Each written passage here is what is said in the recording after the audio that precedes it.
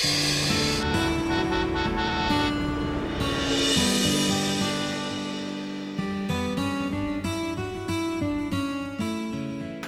शायना, कौन सा गेम खेल रही हो? अब स्कोर क्या हुआ है? साहिल, मैं ऑफिस में तुम्हारी तरह गेम्स नहीं खेलती, मैं सिर्फ अपना काम करती हूँ, समझे? ओह, ऑफिस में वैसे काफी काम करती हो तुम, हाँ? वैसे तुम्हारी इंफॉर्मेशन के लिए तुम्हें एक बात बता देती हूँ कि चीफ ऑफिस में आ चुके हैं, तो अच्छा है कि तुम भी कुछ काम कर लो, वरना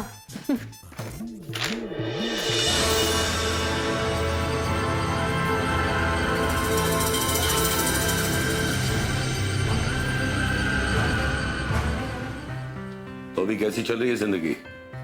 पहले जैसी, वही केसेस, वही फाइल्स, वही मुजरिम, वही पूछताछ, वही तनाव।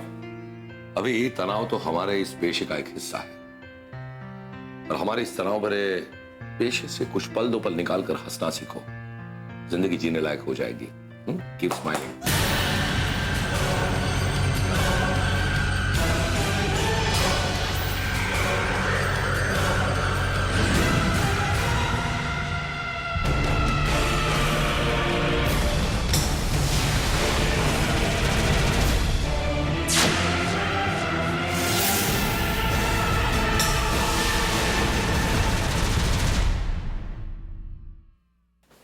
Hi guys. Good morning chief. Morning chief. Good morning. भाई तुम सब लोगों के लिए मेरे पास आज एक बहुत बड़ी सरप्राइज है। सरप्राइज? और आप चीफ? नहीं, जरूर कोई नया केस है, right? Let me guess. No China, वाकई आज एक बहुत बड़ी सरप्राइज है। तुम जानते हो कि जब जब हमारे शहर में नए पुलिस कमिश्नर आते हैं तो वो एक मीटिंग बुलाते हैं, और उस मीटिंग में कमांड फोर्स की ओर से मैं जाता हूं, लेकिन अभी जो नए पुलिस कमिश्नर आए, उन्होंने जो मीटिंग बुलाई है आज, उसमें मैं अकेला नहीं जाऊंगा, मेरे साथ मेरी पूरी कमांड फोर्स टीम चलेगी, तुम सब चलोगे। Oh wow, that's great. भाई वक्त हो गया है, 11 बज रहे हैं, हमें आधे घंटे में वहां पहुंचना है, so let's move.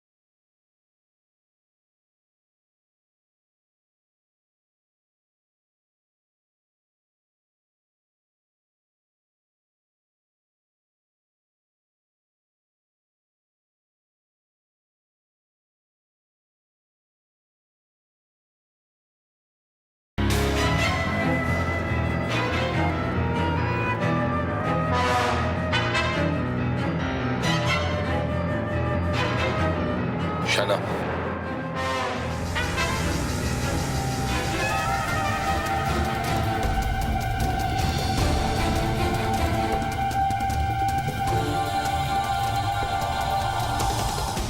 He is no more. अभी ताज की तलाशी लो।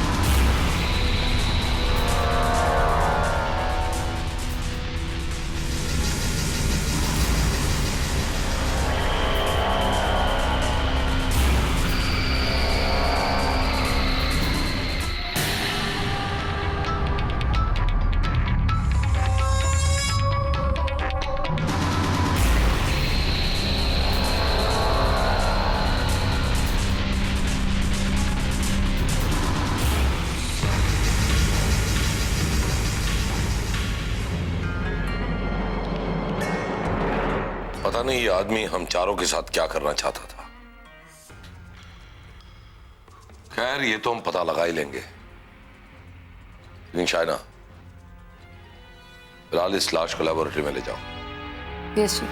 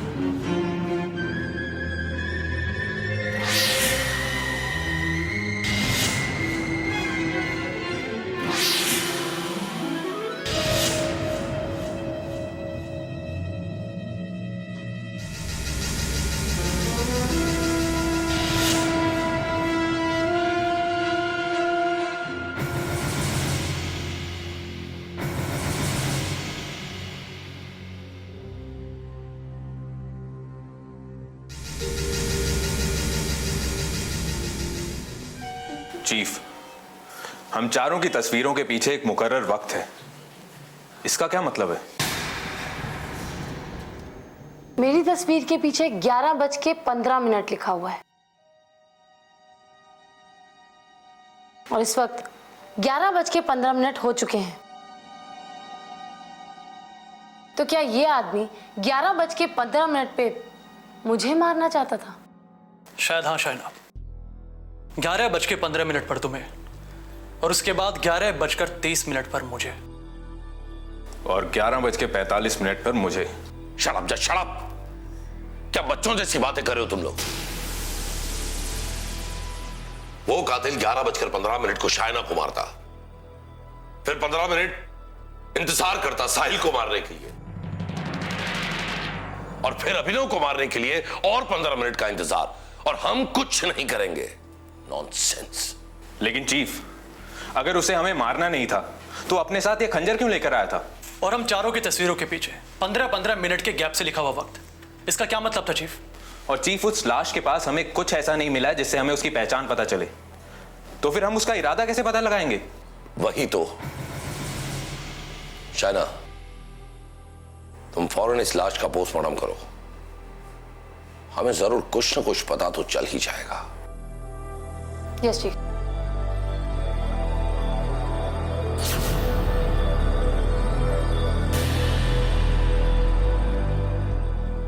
शायना, क्या हुआ?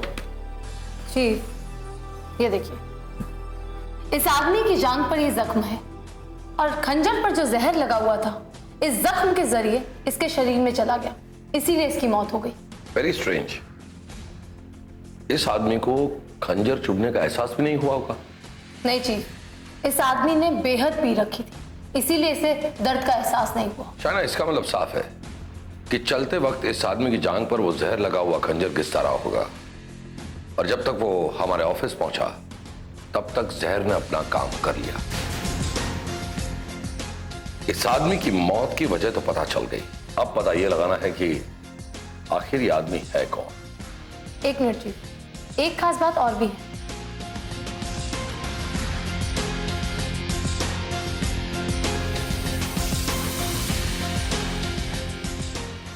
ये खंजर देख रहे हैं आप? इस खंजर पर घोड़े का निशान बना हुआ है। ये कोई मामूली खंजर नहीं है, एक एंटीक पीस है। और कोई भी मामूली सा क्रिमिनल इस खंजर का इस्तेमाल कभी नहीं करेगा। शाना, इसके अलावा किसी और के फिंगरप्रिंट्स मिले तुम्हें इस खंजर पर से? नहीं जी। लेकिन पता भी ये लगाना है कि आखिर ये है कौन। ये देखिए चीफ,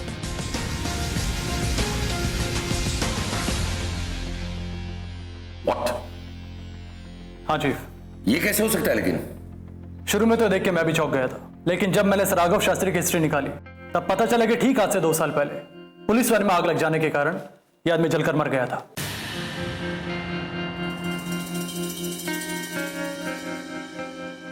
अगर ये राघव शास्त्री 2 साल पहले पुलिस वैन में चलकर मर गया था तो फिर आखिर ये कौन है?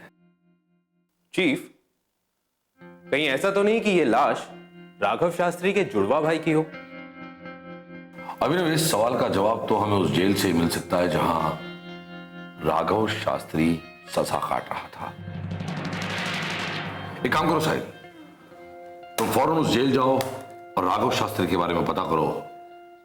और हाँ अभिनव, तुम इस खंजर को लेकर सारे एंटीक शॉप्स में जाओ और ये पता करो कि ये खंजर किसने खरीदा है और किसने बेचा है।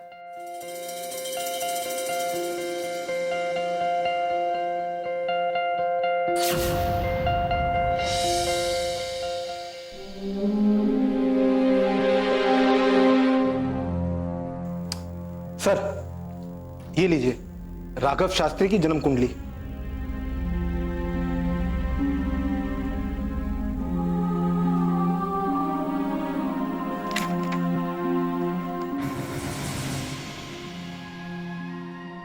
इस खंजर को पहचानते हो? हाँ साहब, ये खंजर तो यहीं से बिका है। किसे बेचा? 1 मिनट साहब, चेक करता हूँ।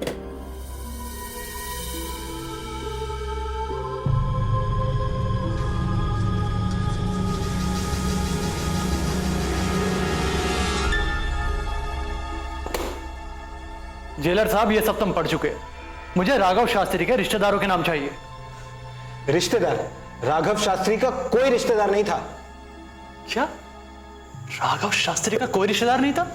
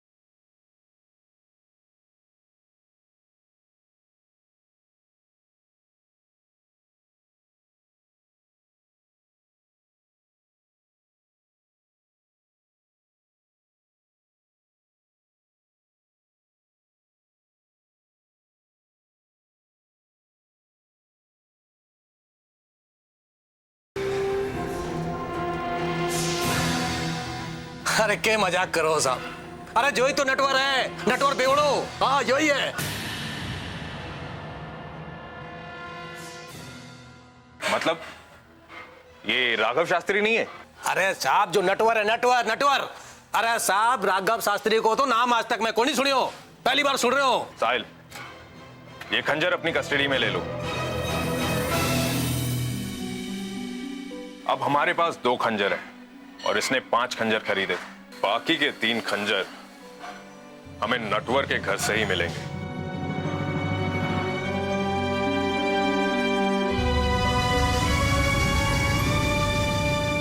अभी यहाँ तो ताला लगा हुआ है, क्या करें अब? करना क्या है, तोड़ देते हैं। अरे भाई साहब रुकिए, आप लोग कौन है और यहाँ क्या कर रहे हैं? देखिए हम कमांड पोस्ट से हैं, आप बताइए आप कौन है? मैं यहाँ बाजू के खोली में रहती हूँ। तो आप नटवर को तो जानती होंगी, यहाँ अकेला रहता था वो। था का मतलब वो बेवड़ा यहाँ अकेला ही रहता है। शायद आपको पता नहीं कि नटवर की मौत हो चुकी है। अरे ओ साहब, भंग पी रखी है क्या? वो बेवड़ा कब मर गया? अभी अभी तो 5 मिनट पहले यहाँ से ताला मार के गया था। नटवर 5 मिनट पहले यहाँ था? और नहीं तो क्या, वो घर की लाइटें जला कर गया, तभी तो मैं आई हूँ लाइट ऑफ करने। अच्छा आपको पता है कि वो कहाँ पर गया है?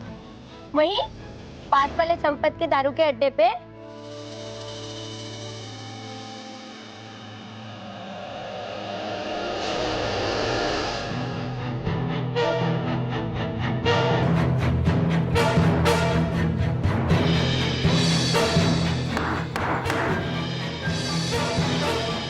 Yes sir. यहाँ पर नटवर कौन है? नटवर वहां बैठ के दारू पी रहा है।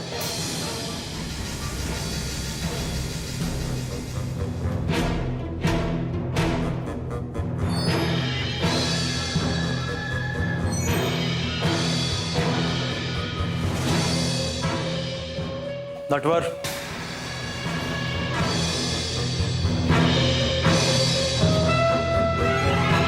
अभी ये तो नटवर नहीं है।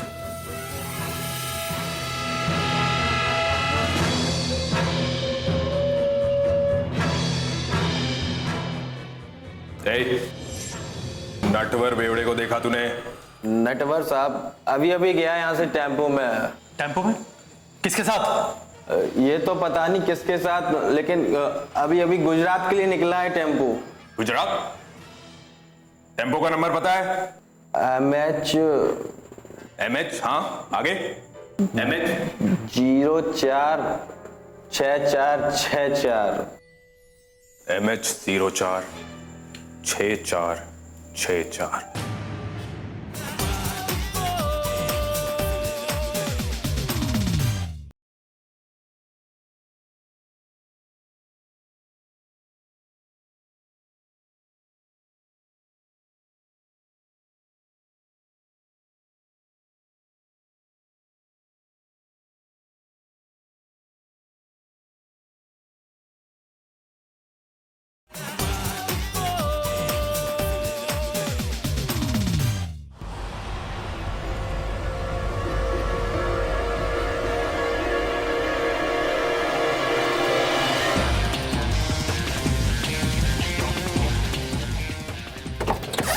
नीचे उतर,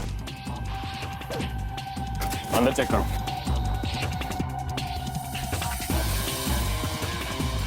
नटवर कहाँ है? नटवर? कौन नटवर? अच्छा, तू किसी नटवर को नहीं जानता? नहीं साहब, मैं नहीं जानता। नहीं जानता? उससे तू गुजरात लेके जाने वाला था और उसे नहीं जानता?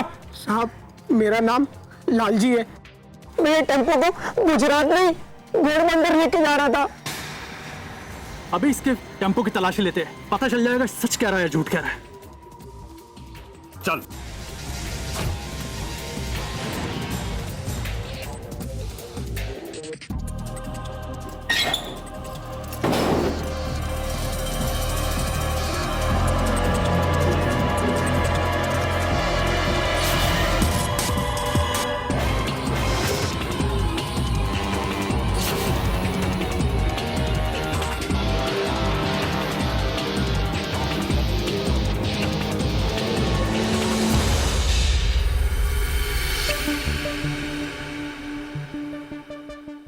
ये क्या?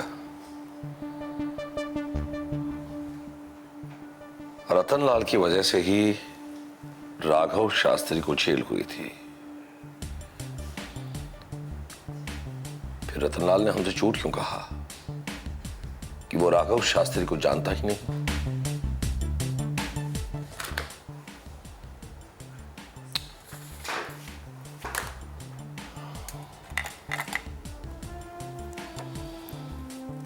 ये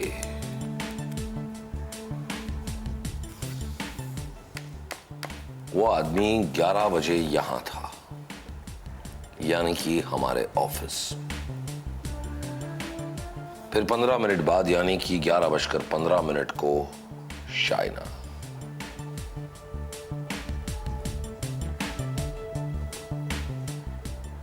यहां ऑफिस से निकलकर सबसे पहला घर शाइना का आता है और वहां पहुंचने के लिए तकरीबन 15 मिनट ही लगते हैं।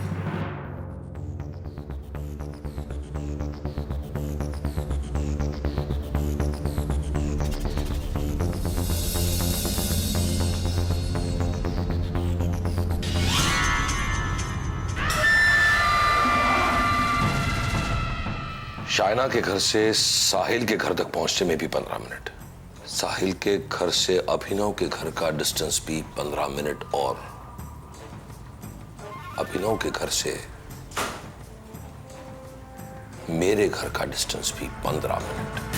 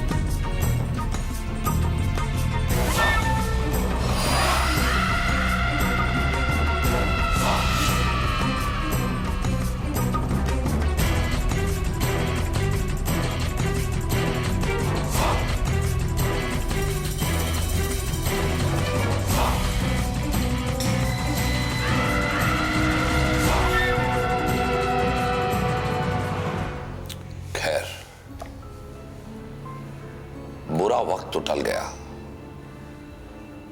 लेकिन अब पता यह लगाना है कि ये वक्त के चक्कर को घुमा कौन रहा है।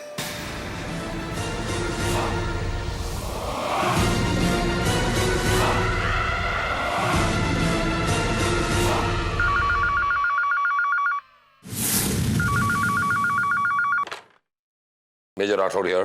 क्यों राठौड़, अटक गया ना चक्कर में? तेरा बुरा वक्त टला नहीं है, जिसे तू दिन के 11 बजे समझ रहा है, वो रात यानी अभी के 11 बजे का वक्त है। देख, 11:05 हो रहे हैं और ठीक 11:15 पे शाइना, फिर उसके बाद 11:30 पर साहिल, 11:42 को तुम्हारा अभी और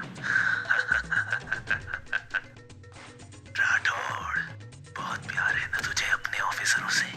बचा उन्हें, जा बचा उन्हें, तेरा समय शुरू होता है अब। सॉरी, समय नहीं, बुरा समय।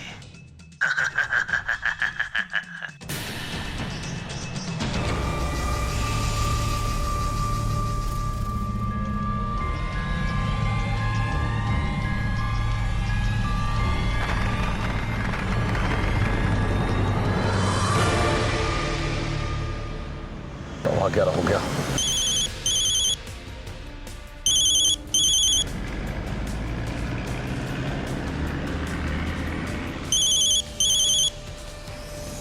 शाना pick up the phone, pick up the phone. Phone क्यों नहीं उठा रही है? शाइना को ओह माय गॉड, सवाल खराब, मुझे वहां फौरन पहुंचना होगा।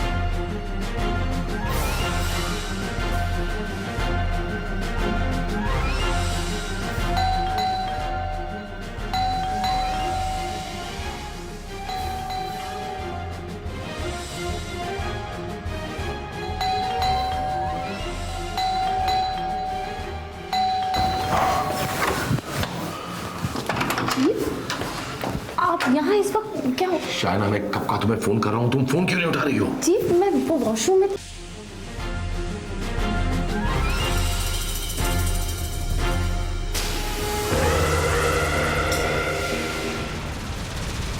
ओह गॉड, ये क्या? ये यहाँ पे? शाइना, मैं बात बताता हूँ, अंदर चलो।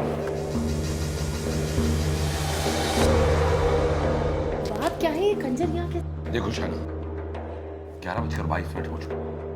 वो कातिल यहाँ तुम्हारे दरवाजे तक आकर गया है, लेकिन उससे तुम्हें नुकसान नहीं पहुंचाया। इसका मतलब साफ है कि वो साहिल को या तो अभिनव को जरूर नुकसान पहुंचाएगा। एक काम करो, यहाँ से चलो और साहिल को इन्फॉर्म कर दो कि जब तक हम इन्फॉर्मेशन ना दे तब तक वो अपने घर से बाहर ना निकले। और अभिनव को इन्फॉर्म करो कि वो फौरन मेरे घर के बाहर जाकर खड़ा हो जाए, कुछ भी हो जाए। उस मुजरिम को आज पकड़ना है। चलो। यस जी।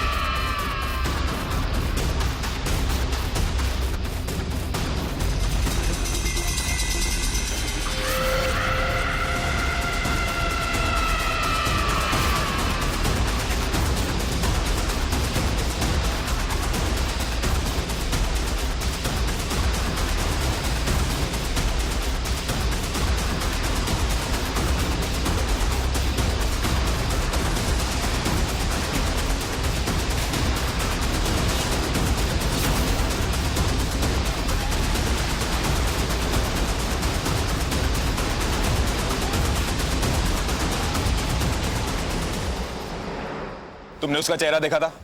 हाँ मैंने देखा उसको। तुम्हें हमारे साथ चलना होगा, उसका स्केच बनवाना होगा।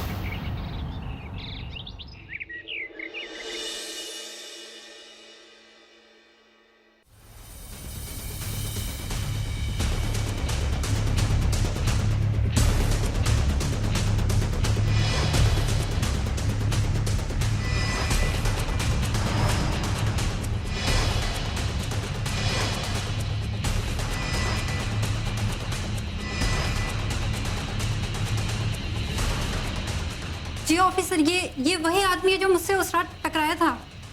क्या तुम्हें पूरा यकीन है कि ये वही आदमी है? जी ऑफिसर, मेरी आंखें धोखा नहीं खा सकती हैं, ये वही आदमी है। राघव शास्त्री का तीसरा हमशक्ल। एक ही चेहरे वाले तीन लोग, दो मर चुके हैं, एक जिंदा है। यह नहीं हो सकता, कभी नहीं हो सकता। अब इस गुत्थी को सुलझाने के लिए राघव शास्त्री की जड़ तक हमें पहुंचना ही होगा।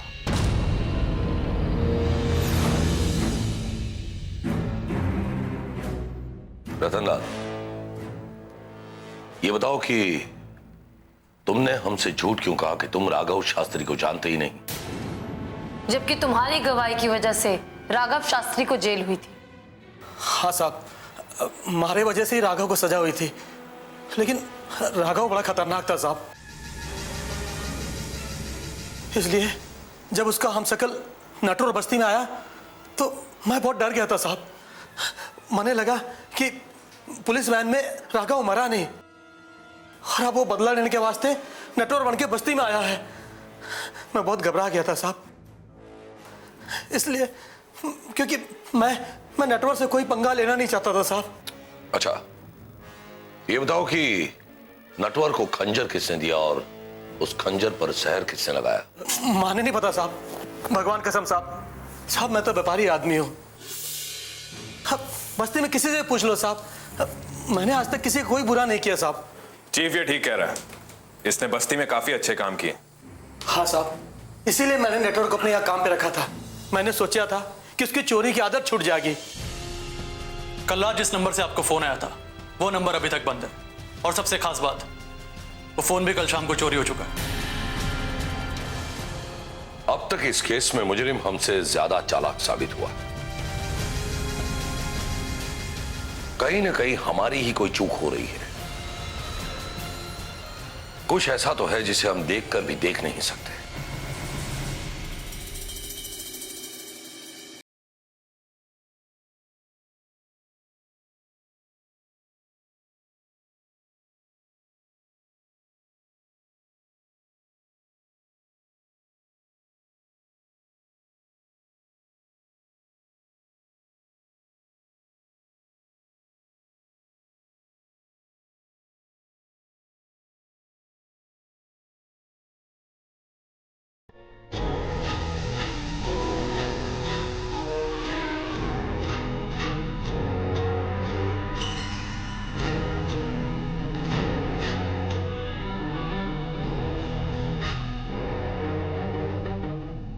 साहिल, अभी ये देखो, MH043434। उसने हमें नंबर बताया था MH046464। ये तो समझ में आ गया कि उसने ये पढ़ के बताया था, लेकिन उल्टा क्यों?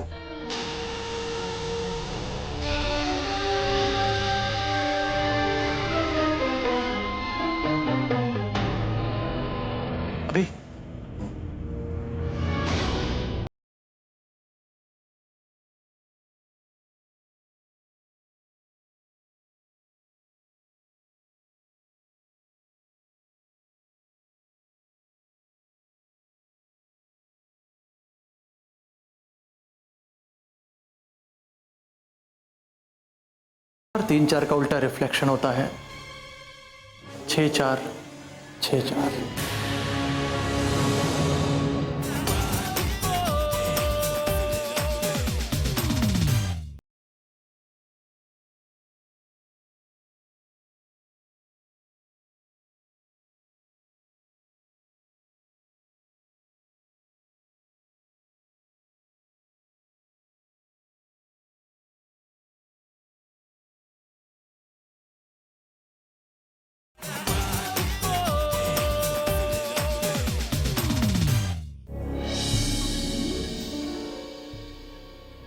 चीफ,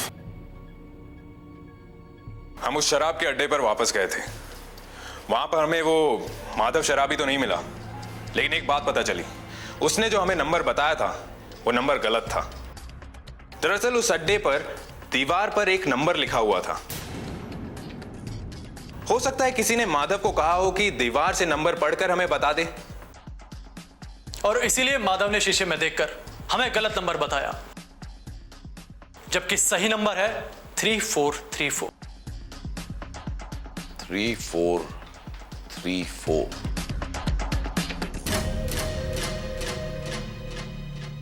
आ गया, सब कुछ समझ में आ गया।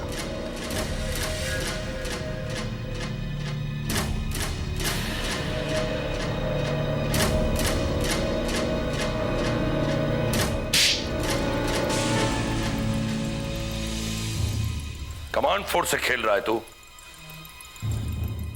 जिसके नाम से मुजरिम की रूह कांपती है, वो कमांड फोर्स को डराने की कोशिश कर रहा है तो बोल, तूने ये सब क्यों किया? बोल।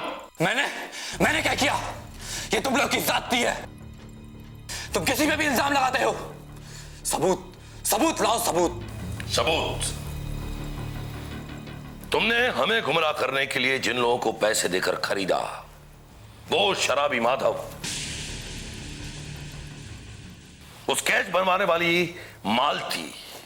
हाँ, पहले तो हम गुमराह हो गए, लेकिन उस शराब के अड्डे की दीवार पर वो ट्रक का नंबर लिखकर तुमने बहुत बड़ी गलती कर दी। 3434। और उसी नंबर से मुझे याद आया वो केस, योगराज का केस। और तभी मुझे यह भी याद आया कि उस योगराज का एक भाई है, शोभराज, और वो शोभराज तुम हो। हाँ, मैं ही हूं शोभराज, मैं ही हूं वो शोभराज। तो बोल शोभराज उर्फ शंभू, तूने ये सब क्यों किया? बोल। राठौर, ये मैंने तेरी वजह से किया, तेरी वजह से।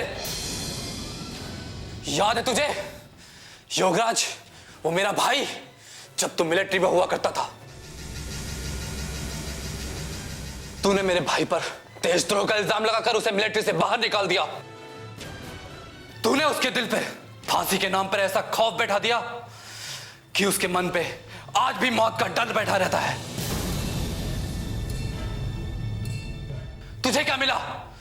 बस 2-4 मेडल। मगर तू जानना चाहता है मेरा भाई